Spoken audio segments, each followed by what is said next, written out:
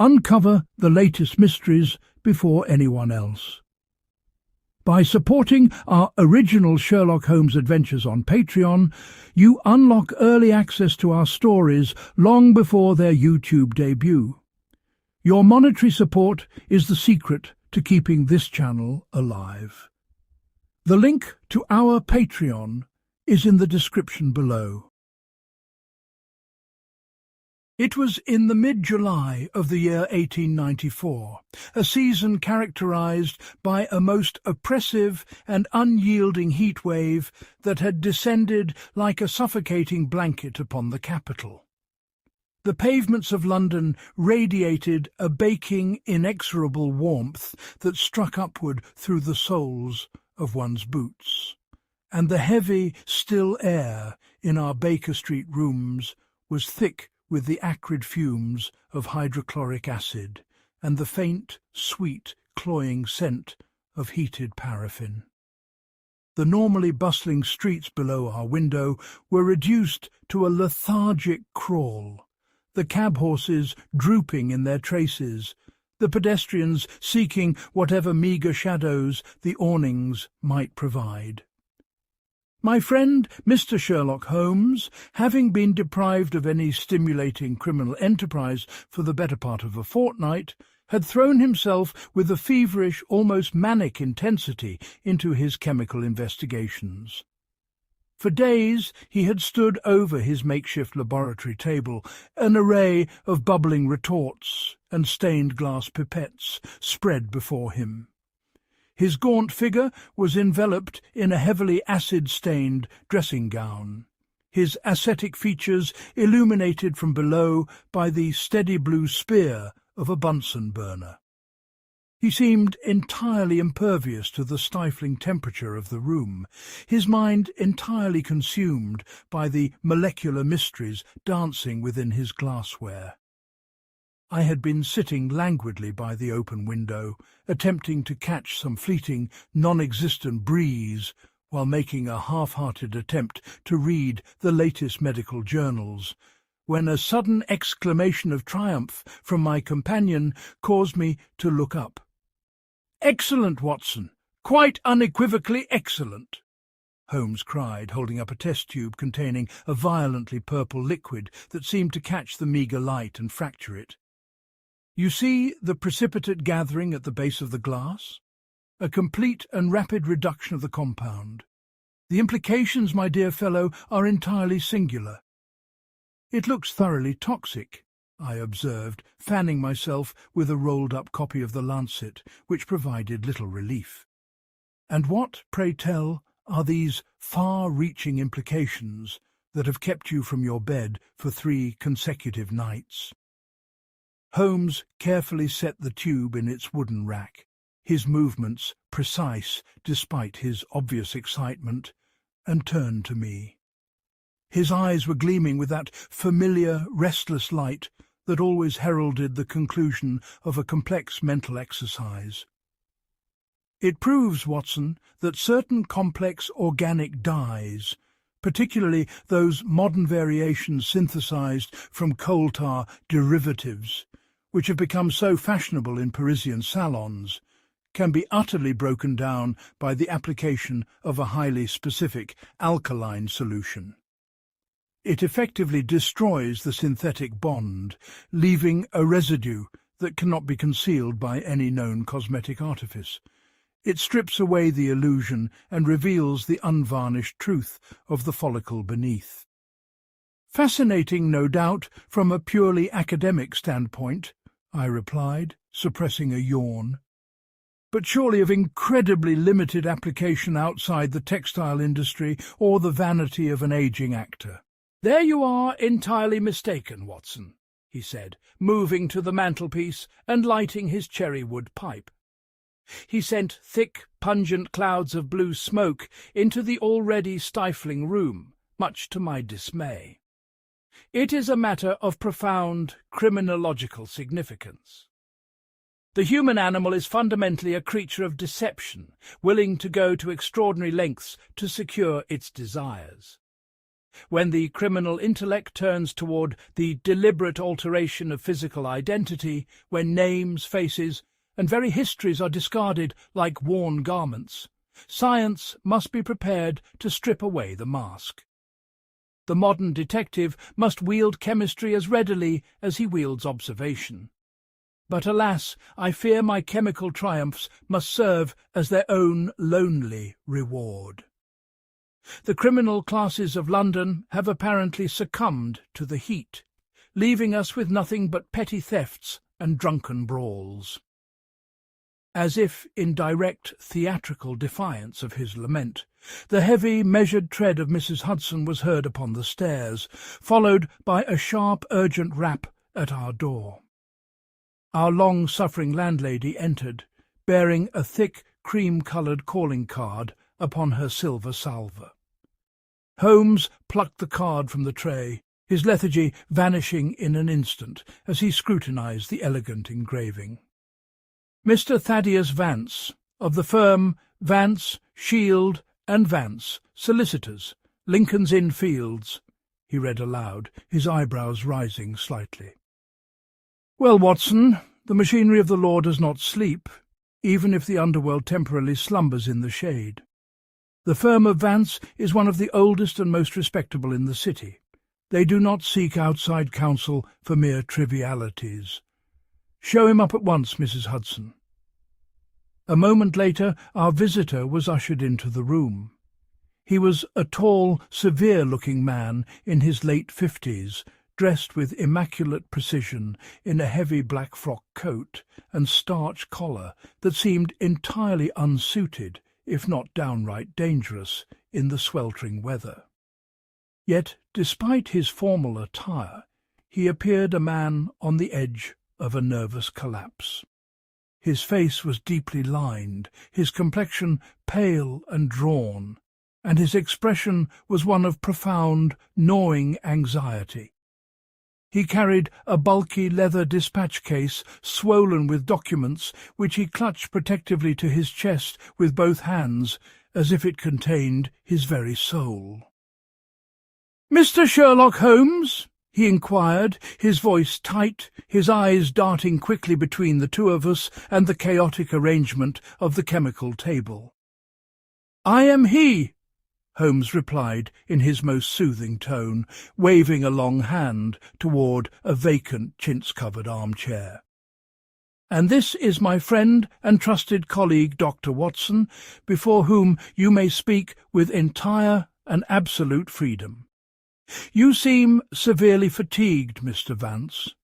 The stairs of Baker Street are undeniably steep, and the weather outside is entirely unforgiving. Pray take a seat and allow us to offer you some refreshment." The solicitor sank heavily into the armchair, resting his bulky dispatch case squarely upon his knees. "I require no refreshment, I thank you. It is not the heat of the day, Mr. Holmes, nor the climb to your rooms that plagues me. It is the sheer, unadulterated weight of the professional responsibility that has been thrust upon my shoulders. I have come to you because I am, quite frankly, at my wit's end. The entire legal machinery of London is presently prepared to commit a colossal, irreversible blunder, and I find myself entirely powerless to stop it through orthodox legal means.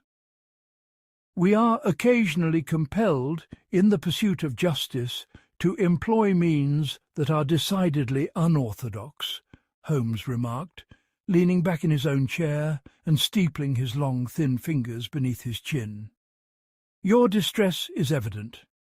Pray compose yourself, Mr. Vance, and tell us the precise nature of this impending catastrophe." "It concerns the Smith-Mortimer succession," Vance began, leaning forward with an earnest, almost desperate intensity, his hands gripping the leather of his case until his knuckles turned white. Holmes raised a single inquiring eyebrow. "Ah, the Smith-Mortimer estate. I am not entirely ignorant of the matter. Indeed, the society papers have been utterly saturated with it. The late Lord Reginald Smith-Mortimer, possessor of vast fertile tracts of land in Kent, extensive and highly lucrative tin mining interests in Cornwall, and a liquid fortune estimated by the banks at somewhere near £3 million. He died intestate some 3 months ago, if I recall my reading correctly. Precisely. Vance nodded, looking faintly relieved that he did not have to explain the foundation of the matter. You are remarkably well informed, Mr. Holmes. Lord Reginald was a bitter recluse, a lifelong bachelor who thoroughly despised every living member of his extended family. He stubbornly refused to make a will, trusting with malicious glee that the strict archaic laws of inheritance would eventually distribute his wealth in a manner that would cause maximum strife. Upon his sudden, unexpected death from a cerebral hemorrhage in the library of his Kentish manor, the estate was instantly thrown into absolute chaos. There were, if I recall the rather breathless reporting correctly, no direct heirs of the body. None that were known to be living on God's earth, Vance corrected, tapping a trembling finger against his leather case. Lord Reginald had a younger brother, Lord Charles, a much beloved figure, who tragically perished in a boating accident on the Thames some 20 years ago. Lord Charles, however, had left behind a son, Arthur Smith Mortimer. Young Arthur was, to put it mildly, a wildly rebellious and difficult youth.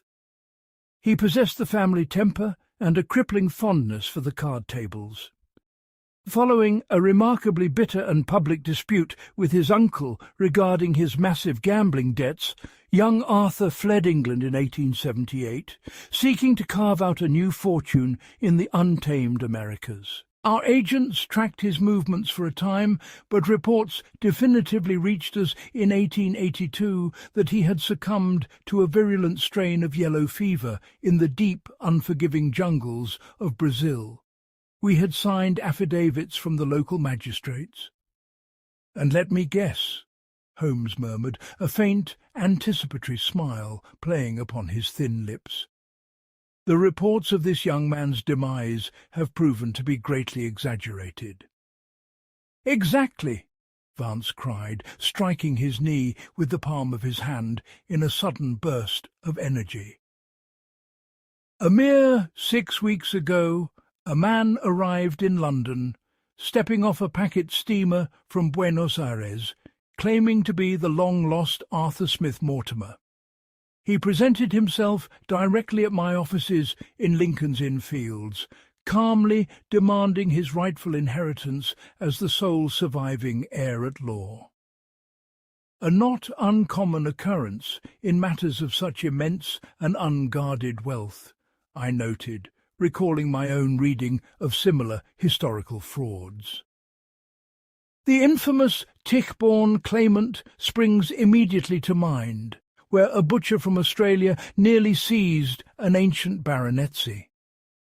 Indeed, Dr. Watson, the ghost of the Tichborne case has haunted my waking hours ever since this man stepped across my threshold," Vance replied grimly, wiping a bead of sweat from his brow with a silk handkerchief. "Naturally, given the history and the vast sum involved, I treated this claimant with the utmost uncompromising scepticism.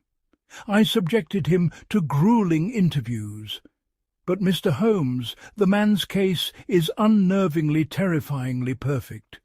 He possesses Arthur's private letters, the heavy gold family signet rings that were thought lost, and an intimate, detailed knowledge of the Kent estate that only a boy raised within its walls could possibly possess.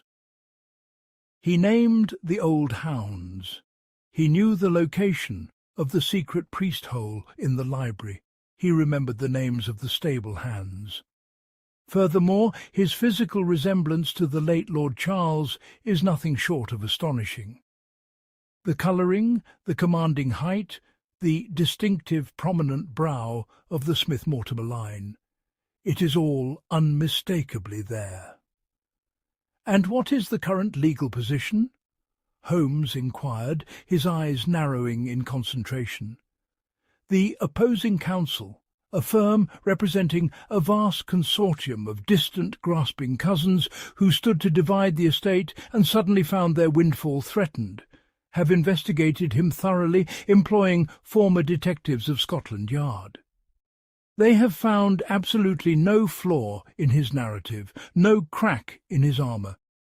He claims he barely survived the jungle fever, lost his memory entirely for several agonizing years, lived a quiet life as a merchant in Argentina, and only recently regained his identity through a sudden shock, whereupon he learned of his uncle's passing.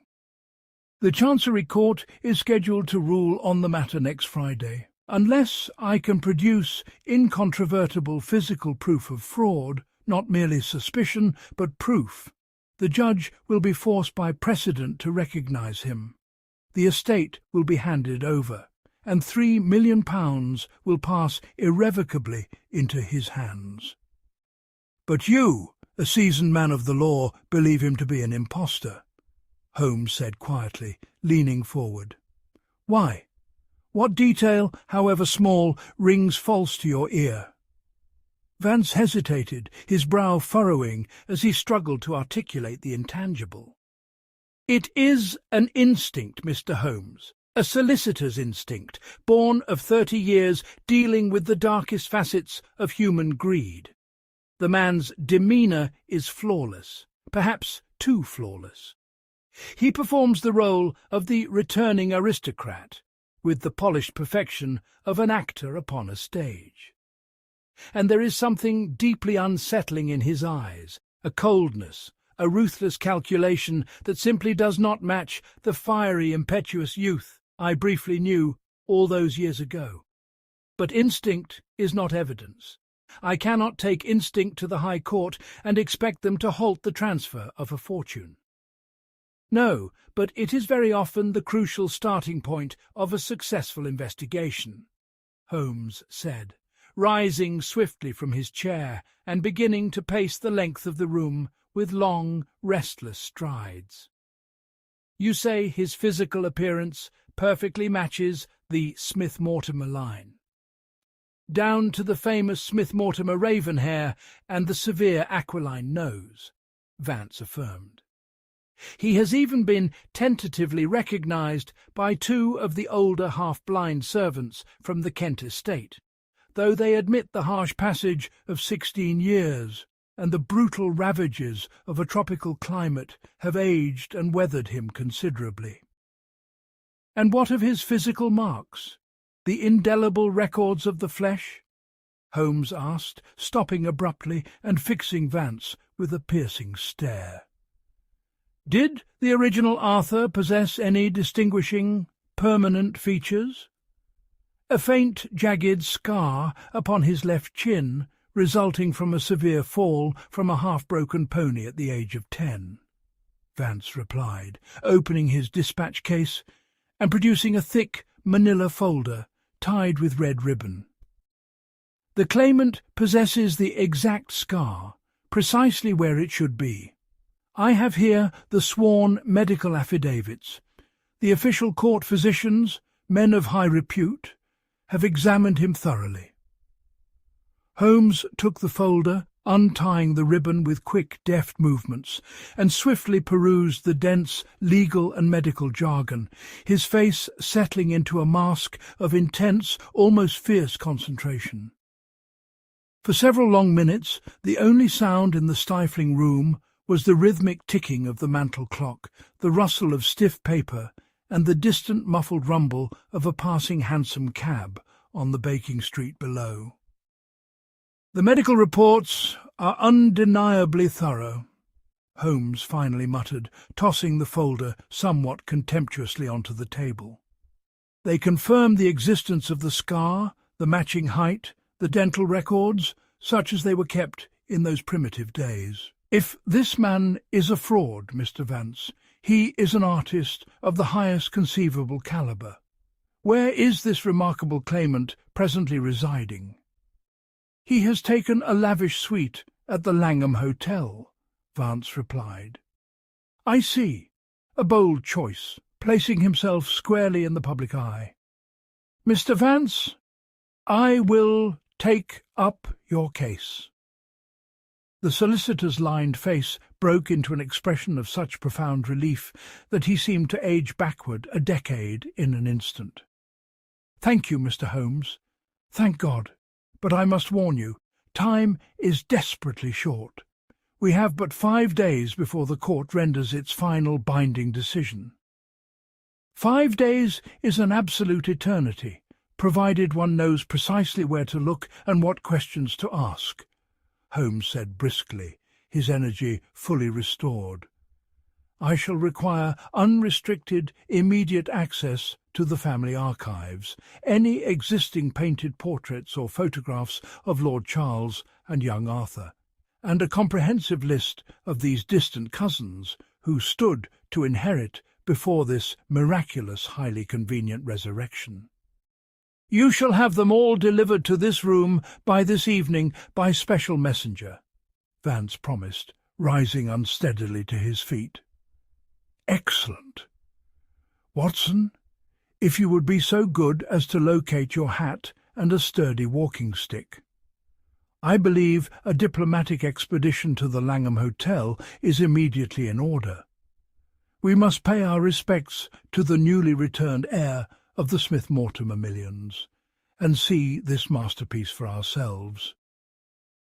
The Langham Hotel, situated majestically at the top of Regent Street, was a towering bastion of Victorian opulence and unashamed wealth. Stepping through its heavy brass doors was like entering another world. Its sweeping carpeted staircases and vast marble-pillared lobbies were remarkably cool, bustling with the quietly wealthy and the aristocratic elite. Holmes and I, having sent up our calling cards via a uniformed silver-buttoned porter, were directed to a lavish private suite on the 3rd floor, overlooking the thoroughfare. We were admitted by a silent, impeccably dressed valet and ushered into a spacious, sunlit drawing-room. The air smelled faintly of expensive cigars and leather. A man stood gazing out of the large bay window at the bustling street below, his hands clasped behind his back. At the sound of our entrance, he turned slowly, presenting a figure that commanded immediate, undeniable attention. He was perhaps 40 years of age, standing over 6 feet tall and broad-shouldered, carrying himself with an air of effortless, ingrained authority. His hair was a striking, lustrous black, swept back sharply from a high, prominent forehead. His features were sharp, aristocratic and severe, dominated by a formidable aquiline nose that bespoke generations of noble breeding. His skin bore the leathery, deeply tanned texture of a man who had indeed spent years under a punishing equatorial sun. He was dressed in a perfectly tailored morning suit that must have cost a small fortune. "Mr. Sherlock Holmes," the man said, stepping forward. His voice was a rich, resonant baritone, smooth as aged velvet, carrying the faintest, almost imperceptible trace of a Spanish inflection. "And, Dr. Watson, to what do I owe the distinct honour of a visit from London's most celebrated consulting detective? I trust my overly cautious solicitor, Mr. Vance, has not been wasting your valuable time with his groundless paranoid suspicions." "Mr. Vance is simply a thorough man, Mr. Smith-Mortimer," Holmes replied smoothly, taking the velvet-upholstered seat that was generously offered to him. "He merely wishes to dot the I's and cross the T's before the vast, complex machinery of the estate is formally handed over to your control. My presence here today is merely a formality, a final check to satisfy a nervous mind." "A formality," the claimant repeated, a faint, highly amused smile touching the corners of his lips. He sat in a high-backed chair opposite us, crossing one elegantly tailored leg over the other with languid grace. I have survived the ravages of yellow fever, fought off jaguars in the suffocating depths of the Mato Grosso, and negotiated with the cutthroats and thieves of Buenos Aires, Mr. Holmes. I find it rather quaint, if not slightly insulting, that my greatest hurdle to claiming my own birthright and my own name is a sceptical, desk-bound solicitor and a famous detective of the metropolis. It is the heavy burden that accompanies a £3 million legacy, Holmes observed mildly, his cool grey eyes sweeping over the man's figure with a piercing microscopic intensity. I knew that specific look well. Behind Holmes's relaxed exterior, his brain was rapidly cataloguing every minute detail, from the exact cut of the man's coat lapels to the shape of his fingernails and the subtle musculature of his jaw. "You have had a truly remarkable, adventurous life, sir. 16 years in the wilds of South America. It must have been exceedingly difficult to maintain your English refinement amid such primitive surroundings." "One adapts to survive, Dr. Watson," the claimant said, turning his attention to me as he poured a glass of amber sherry from a heavy crystal decanter on the side table. "When the fog lifted from my mind and my true memory returned, so did my heritage. It was as if I awoke from a long, confusing, sun-baked dream, remembering instantly who I was and what was owed to me." Holmes leaned forward slightly, his gaze fixed seemingly with casual interest upon the man's hairline. "Your hair is remarkably dark, sir. The Smith-Mortimer raven, I believe the society columns have taken to calling it. Does a hereditary trait so strong truly not grey or fade under the merciless tropical sun?" The claimant laughed softly, a rich, confident sound. "Genetics are a remarkably stubborn thing, Mr. Holmes. My father, Lord Charles, possessed hair as black as pitch until the very day he drowned in the Thames. I seem to have inherited his constitution as well as his colouring." "Indeed, a stroke of luck. And the faint scar upon your chin?" Holmes gestured lightly toward the thin, white line distinctly visible on the man's left jawbone. "A childhood injury, I understand." "A notoriously bad-tempered pony named Thunder," the claimant replied instantly, without a heartbeat of hesitation.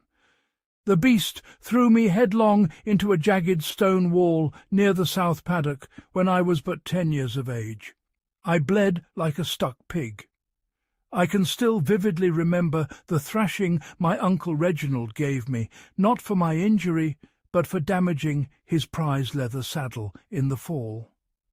"Fascinating," Holmes murmured, a strange light briefly illuminating his eyes. He stood up, smoothing his coat. "Well, I shall not take up any more of your valuable time, sir. As I said, a mere formality to ease an old man's conscience. I wish you a very pleasant afternoon, and a swift resolution to your legal proceedings." We took our leave, the claimant watching us depart with a look of supreme, unshakable confidence, a man entirely certain of his impending victory. Once we were out of the hotel and back on the baking pavement of Regent Street, the heat hitting us like a physical blow, I turned eagerly to my friend. "Well, Holmes, he seems perfectly, undeniably genuine to me. His answers were prompt and detailed, his physical appearance matches Vance's description to the letter, and his manner is entirely that of an arrogant, self-assured English gentleman." Holmes flagged down a passing hansom cab, his face grim.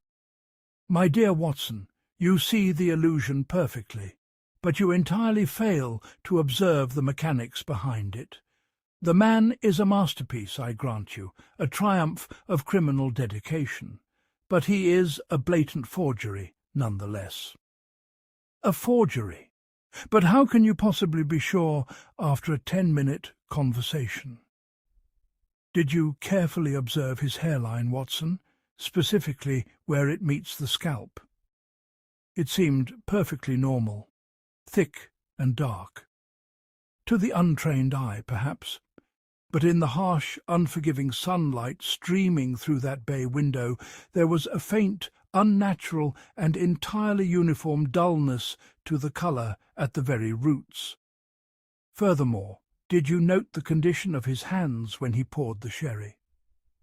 They were deeply tanned, like his face. Tanned, yes, stained by the sun. But observe the knuckles and the joints. The skin across the back of his hands was remarkably, uncharacteristically tight, almost completely devoid of the natural wrinkles, spots, and minor scarring one expects in a man of 40 who claims to have lived a grueling physical life in the jungles. And the scar upon his chin, it is indeed the correct shape, but the underlying tissue is far too fresh. A severe scar, acquired at age 10, fades, flattens, and blends intimately with the surrounding dermis over 30 years. That scar, Watson, the one we just looked at, was created with a highly precise surgical scalpel no more than 8 to 10 months ago. "Good heavens, Holmes!" I exclaimed, drawing a startled look from a passing pedestrian. "Are you seriously suggesting the man has had himself surgically altered to steal this fortune?"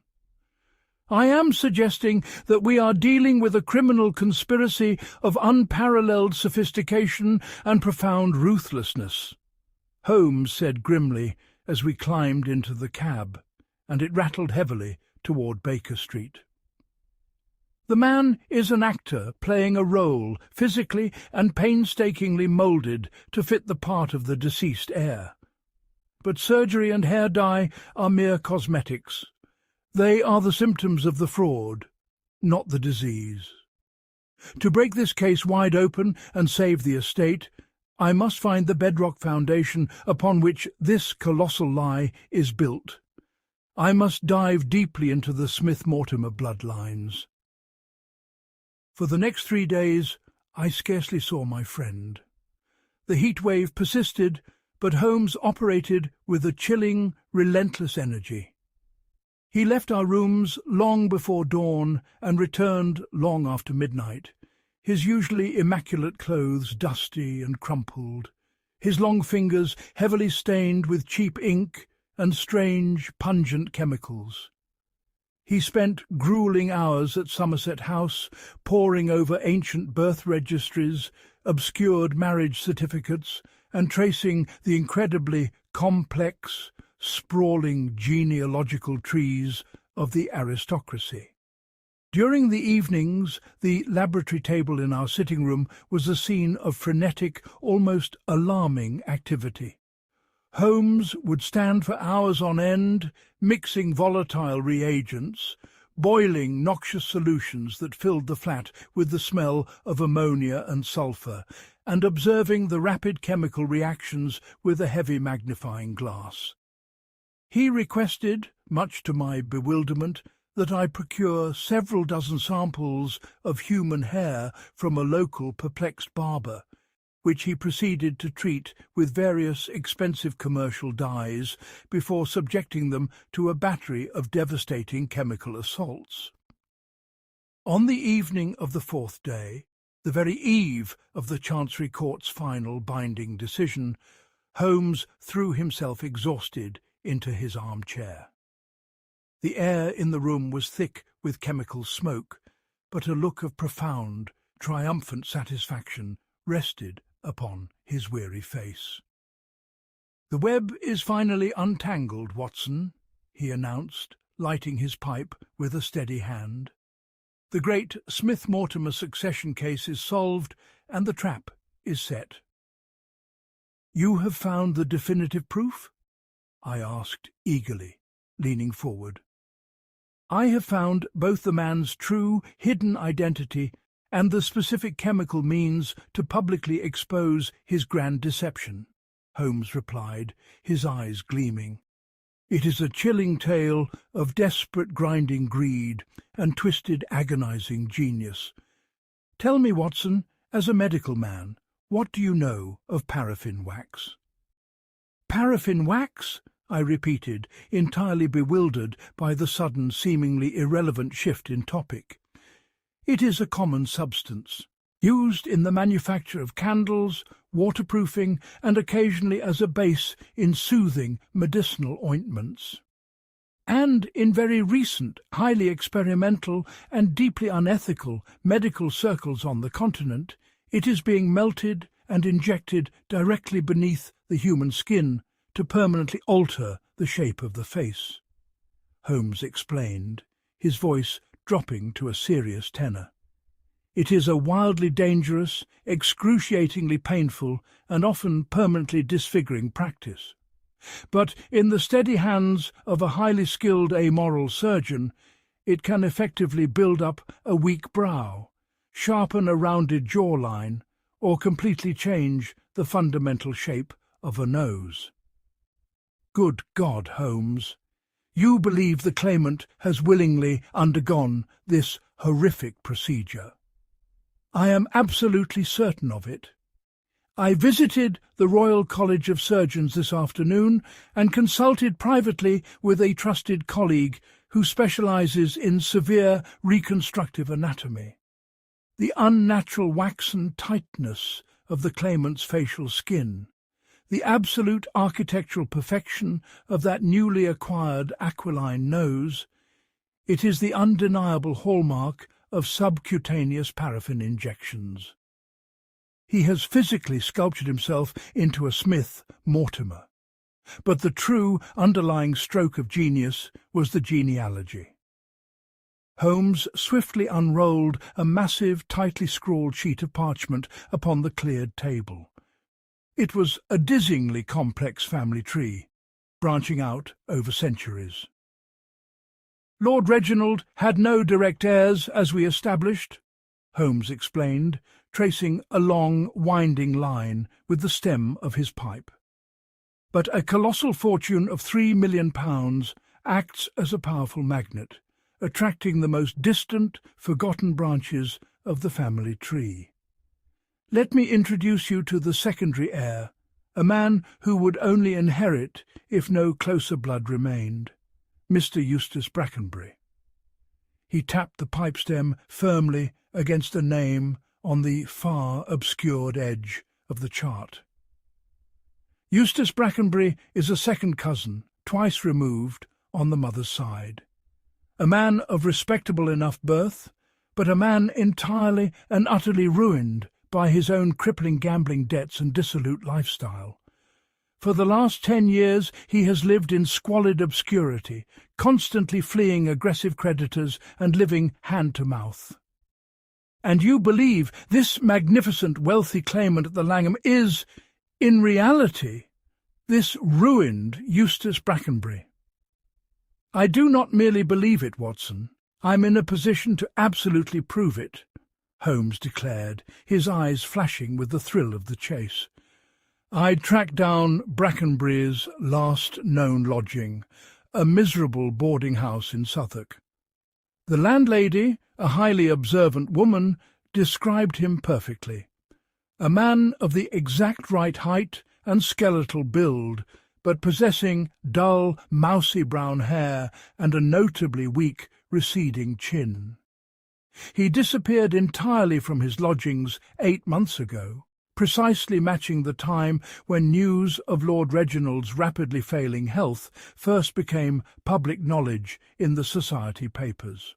So Brackenbury vanished, found an unscrupulous underground surgeon on the continent, had his face agonizingly altered with injected paraffin wax, dyed his hair black, and had a scar surgically etched onto his chin to perfectly mimic the lost Arthur. I summarized, my mind reeling at the sheer, terrifying audacity and physical pain of the scheme. Precisely. He possessed the intimate family knowledge because he is family, albeit a distant, impoverished, and deeply envious branch. He knew just enough of the estate's history and the family law to pass the initial scrutiny of the solicitors. Holmes paused, leaning closer, his voice dropping to a near whisper. "But there remained a critical flaw in your logic, Watson, which I had to resolve. How could a distant cousin possibly know the incredibly intimate details of young Arthur's childhood? The specific name of his pony, Thunder, the precise layout of the hidden rooms in the Kent estate? Things not written in any public record? I confess, I have no idea. How did he know? Because, Watson, Brackenbury did not merely vanish into Europe to find a surgeon. He bought a ticket on a steamer. He travelled all the way to South America." Holmes's eyes were dark and serious. He ruthlessly tracked down the real Arthur Smith Mortimer in the deep jungles of Brazil. Arthur was indeed dying, ravaged by yellow fever in a squalid hut. Brackenbury, adopting the role of a caring relative, stayed with him. He gained the dying man's desperate trust, listened to his fevered memories of home, and upon Arthur's final breath, Brackenbury stole his private diaries, his unsent letters to his father, his heavy signet rings, and his very identity. Only then, armed with the stolen artifacts and memories of a dead man, did he return to Europe to find a surgeon willing to mould his face to match the stolen life. "Good God!" I breathed, feeling a chill despite the stifling heat of the room. "It is entirely diabolical. It is the work of a monster." "It is meticulous," Holmes corrected with a cold, predatory smile. But in his arrogance, he made one fatal, irreversible error. What was that? He falsely assumed that the science of criminal detection had not advanced beyond the purely visual and the documentary, Holmes said, gesturing to his chemical apparatus. He relied heavily on the fact that British courts deal in sworn affidavits, written records and visual identification, not in the complex chemistry of synthetic dyes and subcutaneous waxes. "Send a wire to Mr. Vance immediately, Watson. Tell him to gather the opposing counsel, the claimant, and a trusted magistrate at his offices tomorrow morning at precisely 10 o'clock. Inform him that Sherlock Holmes is finally ready to present the true, undeniable heir of the Smith-Mortimer estate." The sprawling offices of Vance, Shield and Vance were heavily panelled in ancient dark oak and lined from floor to ceiling with immense leather-bound volumes of legal statutes. The room smelled strongly of old dust, decaying paper and sealing wax. When Holmes and I arrived the following morning, the atmosphere in the room was electric with unbearable tension, the stifling heat only adding to the claustrophobic feeling. Mr. Vance stood rigidly behind his massive mahogany desk, looking exceptionally pale and strained. To his left sat a severe, bewigged gentleman with a sharp face whom I recognized as Sir George Harrington, a highly respected Queen's Counsel representing the consortium of distant cousins. A stout, ruddy-faced magistrate, Mr. Tolliver, sat somewhat uncomfortably in a deep leather armchair, mopping his brow. And in the very centre of the room, looking utterly unperturbed and magnificently tailored in a flawless morning coat, sat the claimant. "Well, Mr. Holmes?" the claimant drawled languidly as we entered, examining his immaculate fingernails.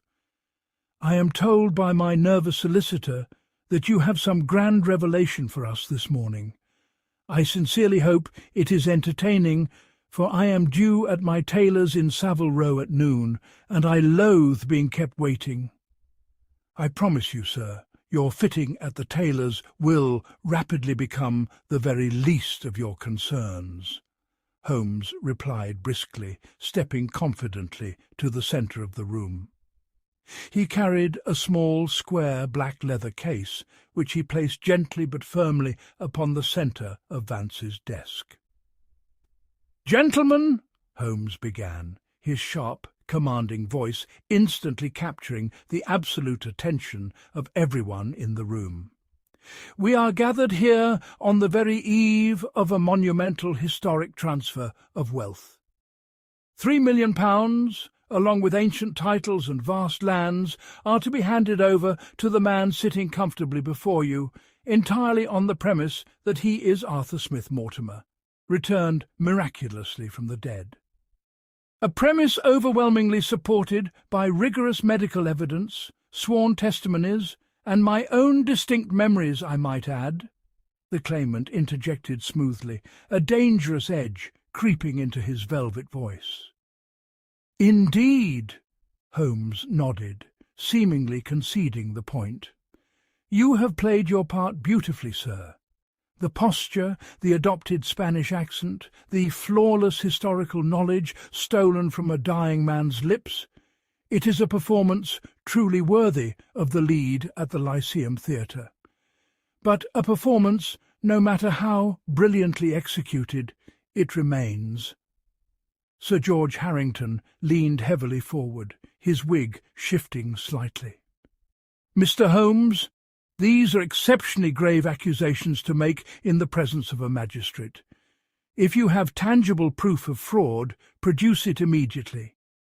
The Chancery Court will certainly not delay its binding ruling based on theatrical assertions or detectives' intuition." "The proof, Sir George, is written quite literally upon the very face of the man sitting before you," Holmes declared, his voice ringing with absolute certainty. "Mr. Vance, you mentioned to me that the Smith-Mortimer family is historically famous for its striking raven-black hair." "Yes, a highly dominant familial trait tracing back centuries," Vance confirmed, looking bewildered. "And you, sir?" Holmes turned his piercing gaze to the claimant. "Claim that your hair has miraculously remained pitch black despite 16 long years labouring beneath the unforgiving equatorial sun." "I have already explained this triviality to you, Mr. Holmes," the claimant sneered, losing a fraction of his composure. "It is the ironclad law of genetics." "Genetics," Holmes chuckled dryly, a sound without humour. "A fascinating, emerging science. But chemistry, sir, is infinitely more precise and far less easily fooled." Holmes unlatched his leather case and carefully extracted a small, reinforced glass vial containing the violently purple liquid I had seen bubbling in our rooms days prior, along with a pristine, folded white cloth. "What is the meaning of this charade?" the claimant demanded, rising halfway out of his chair, a flicker of genuine primal alarm finally piercing his polished composure.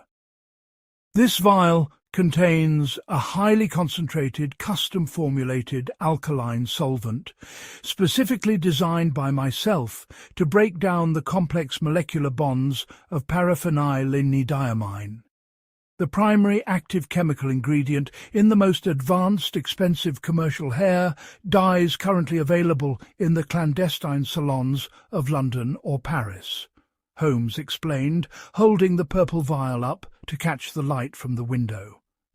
"A natural raven hair, infused with inherent melanin, will be entirely unaffected by this solvent. A dyed hair, however, will be ruthlessly stripped of its synthetic colour in a matter of mere seconds, violently reverting to its true, natural state." Holmes swiftly uncorked the vial, dampening the centre of the white cloth with the purple liquid.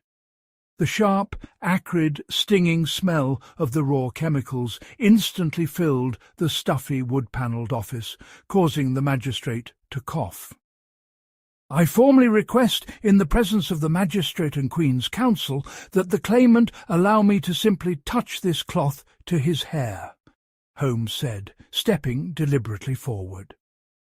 The claimant shot completely out of his chair, kicking it backward, his face suddenly livid with a mixture of terror and rage. "I absolutely refuse.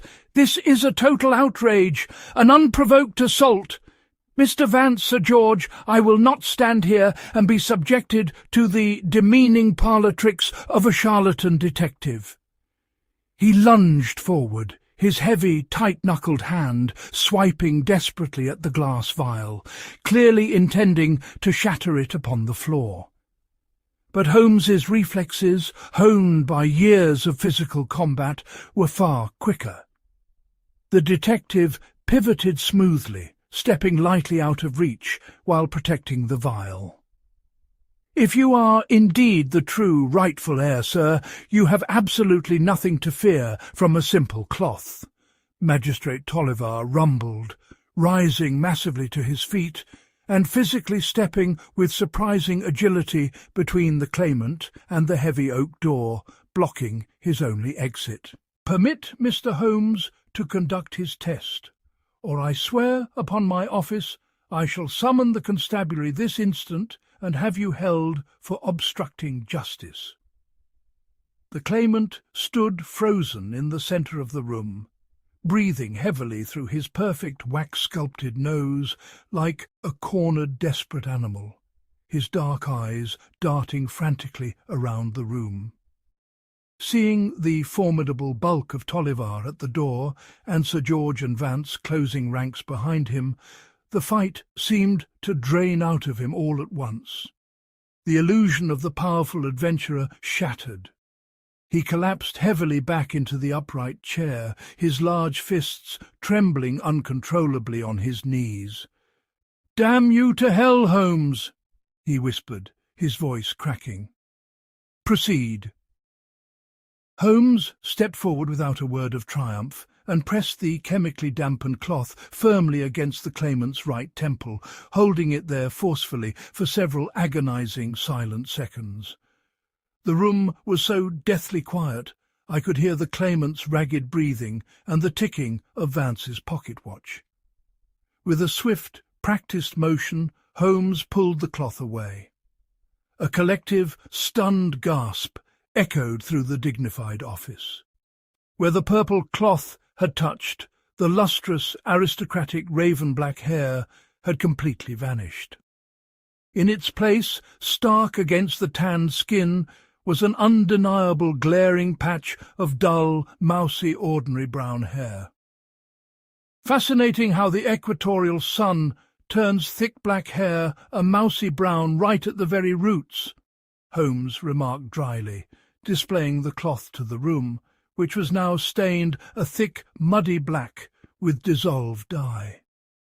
Before the ruined claimant could even attempt to react, Holmes leaned in close, his voice dropping to a low, intense whisper that nonetheless carried clearly across the silent room.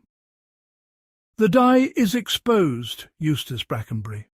Shall I also fetch a heated medical lancet to melt the agonizing paraffin wax packed tightly beneath the skin of your brow and nose? Or shall we discuss the specific butcher surgeon in Vienna who carved that fresh, precise scar into your chin after you returned from the South American jungles, your pockets heavy with your dead cousin's stolen letters and rings?" At the sharp, sudden sound of his true, discarded name and the brutal revelation of his darkest, most painful secrets, the man's entire demeanour shattered into 1,000 pieces. The aristocratic arrogance, the carefully cultivated Spanish inflection, the posture of a lord, it all evaporated instantly, leaving behind a pathetic, trembling, broken figure. He slumped forward, burying his waxen artificial face in his hands, utterly defeated. "Brackenbury!" Sir George gasped, his eyes wide with shock, clutching his lapels. "Eustace Brackenbury? The ruined gambling cousin from Suffolk?" "The very same man," Holmes said, turning back to the astonished legal minds.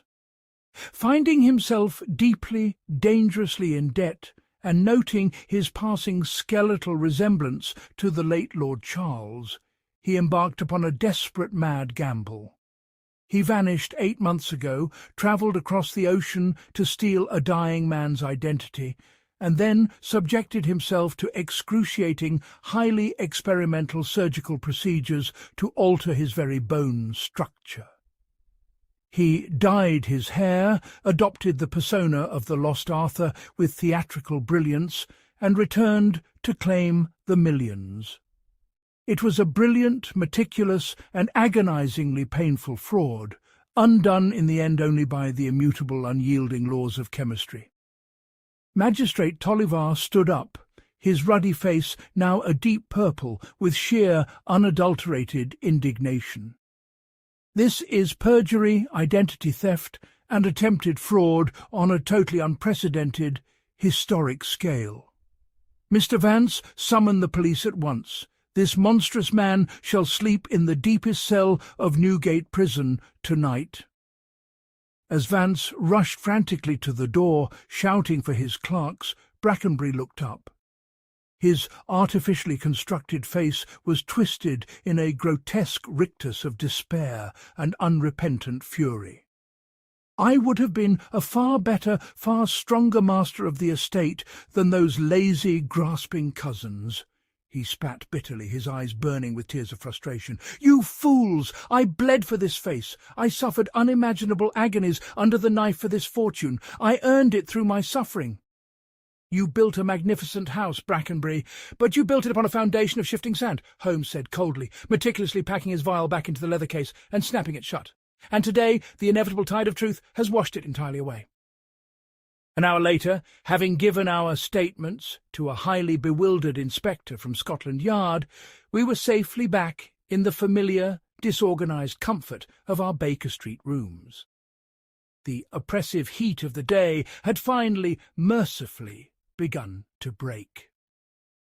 A sudden summer thunderstorm had rolled in off the Thames, and a gentle cooling rain was now falling steadily against the window panes, washing the baking, dusty streets of London clean.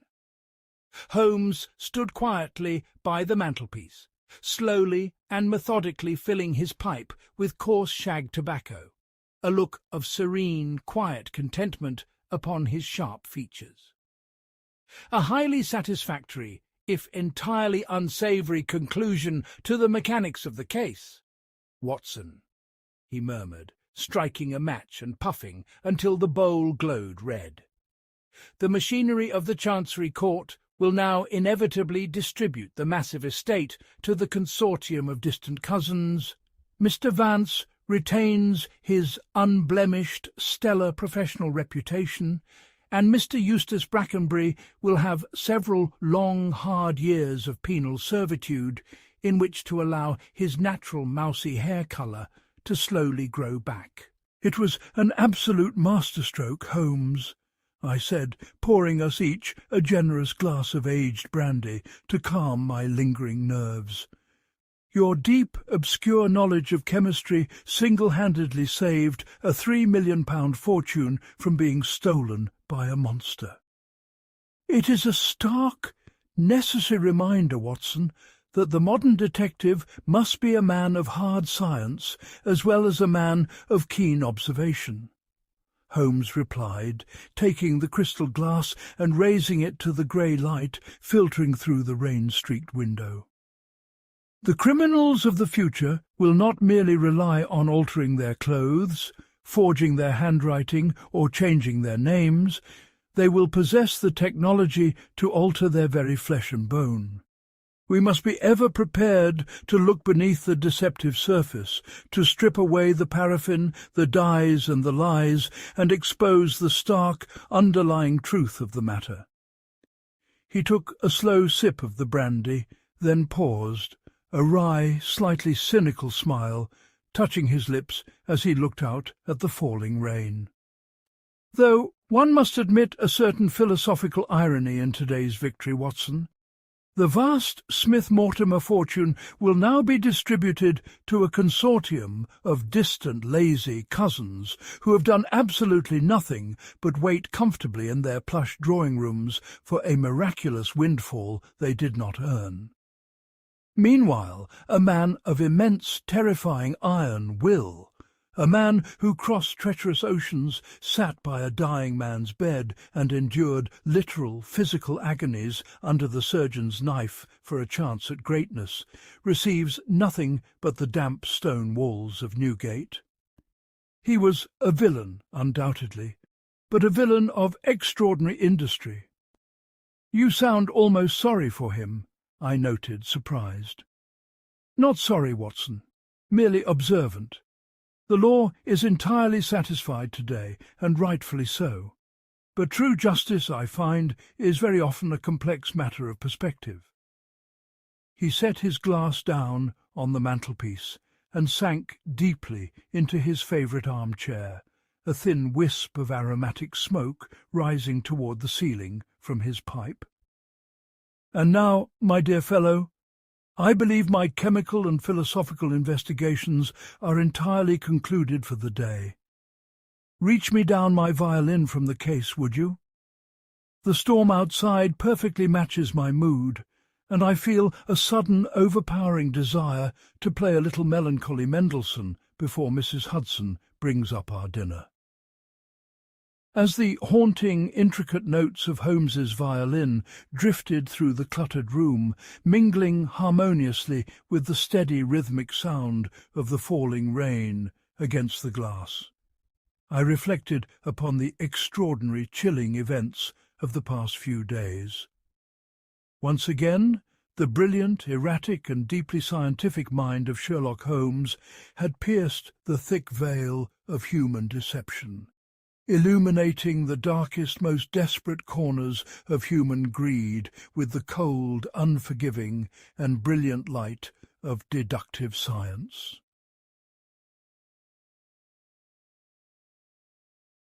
Thanks for joining me for another original mystery. Do not forget to check out our Patreon down below to support the channel.